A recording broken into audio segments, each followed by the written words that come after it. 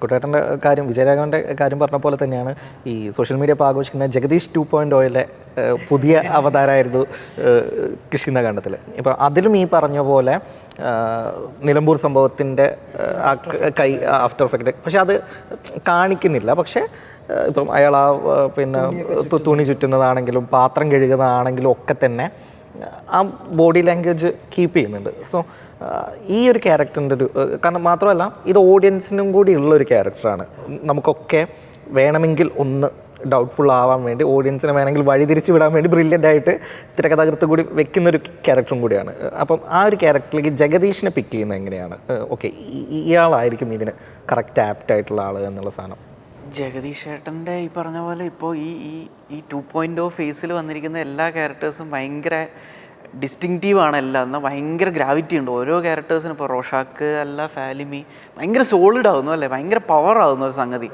അപ്പം നമ്മൾ ഈ പറഞ്ഞ പോലെ ഈ നിലമ്പൂർ സംഭവം പഴയ റെഫറൻസ് കാര്യങ്ങളൊക്കെ പറയുമ്പോൾ ജഗദീഷ് ഏട്ടൻ്റെ ഒരു ഐഡൻറ്റിറ്റി ഉള്ളൊരു പേഴ്സണാലിറ്റി ഉള്ള ഒരാൾ അതിനൊരു ഒരേ സമയം അതിന് കോൺട്രാസ്റ്റിംഗ് ആവുകയും ചെയ്യും. എന്നാൽ അറ്റ് ദ സെയിം ടൈം അതിനൊരു സോളിഡ്നെസ്, പുള്ളിയുടെ പെർഫോമൻസിൻ്റെ ഒരു സ്ട്രെങ്ത് കൊണ്ട് അതിന് വല്ലാത്തൊരു സോളിഡ്നെസ് ഉണ്ടാവുകയും ചെയ്യും.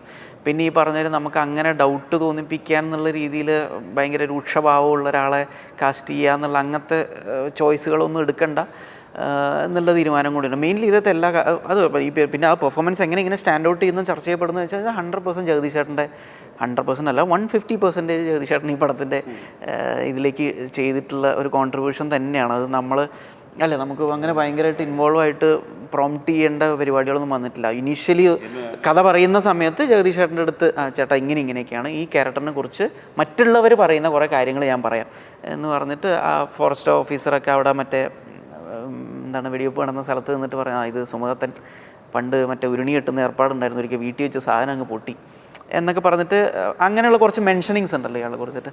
അതൊക്കെ മൊത്തത്തിലൊന്ന് പറഞ്ഞു ജഗദീഷ് ചേട്ടാ ഇങ്ങനെ. പിന്നെ കൈക്ക് ഇങ്ങനെ ഒരു പൊള്ളലേറ്റ ഒരു പരിപാടിയും കൂടെ ഫിസിക് എന്നുള്ള രീതിയിൽ വെക്കണം. പക്ഷേ നമ്മളതിനെ എംഫസിസ് ചെയ്യുന്ന രീതിയിൽ ഷോർട്ടോ പരിപാടികളൊന്നും നമ്മൾ അങ്ങനെ വെക്കുന്നൊന്നുമില്ല. നമ്മൾ ഓൾ ടുഗദർ നമ്മൾ ഡിസൈനിങ്ങിൻ്റെ ഭാഗമായിട്ട് നമുക്ക് അങ്ങനെ പിടിക്കാം.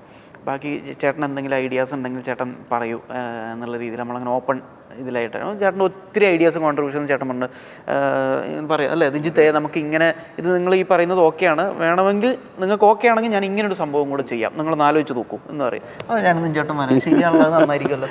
ഓക്കെ ഒരേ സീന് പറഞ്ഞുതരാം. മറ്റേ ഫോറസ്റ്റ് ഓഫീസിലെ മൂപ്പര് മുണ്ടിങ്ങനെ കെട്ടി കയ്യിൽ പിടിച്ചിട്ട് നിൽക്കുന്നുണ്ട്. ഏതാ അജയൻ കാണുന്നൊരു സീനുണ്ട്, ഫോൺ വിളിച്ചിട്ട് നിൽക്കുന്നത്. ഈ ചെറിയൊരു സാധനമാണ് ഈ മുണ്ടിങ്ങനെ കയ്യിലിങ്ങനെ പിടിച്ചിട്ടാണ് നിൽക്കുന്നത്. അതെല്ലാം നോർമലി കറക്റ്റാ ക്യാരക്ടറാണ് അത്. അങ്ങനെ വേറെ ആൾക്കൊന്നും അങ്ങനെ പെട്ടെന്ന് ചിന്തിക്കാൻ പറ്റില്ല. ആ ക്യാരക്ടറിലേക്ക് വന്നതാണ് അയാൾ ജഗദീഷ് ചേട്ടൻ. അപ്പോൾ ഇങ്ങനത്തെ ചെറിയ ചെറിയ മൈന്യൂട്ടായിട്ടുള്ള സാധനങ്ങളെല്ലാം മൂപ്പരെന്നെ ഇട്ടതാണ്. അല്ലാതെ നമ്മൾ ഇപ്പോൾ ഇങ്ങനെ വേണം, ഈ ഒരു സ്റ്റൈലിൽ നിൽക്കണം. പിന്നെ ആ ബോഡി ലാംഗ്വേജ് നോക്കിയിട്ടുണ്ട്, കുറച്ചൊരു വളഞ്ഞിട്ടാണ് നിൽക്കുക, വളഞ്ഞിട്ട് എസ്കേവിലാണുള്ളത്.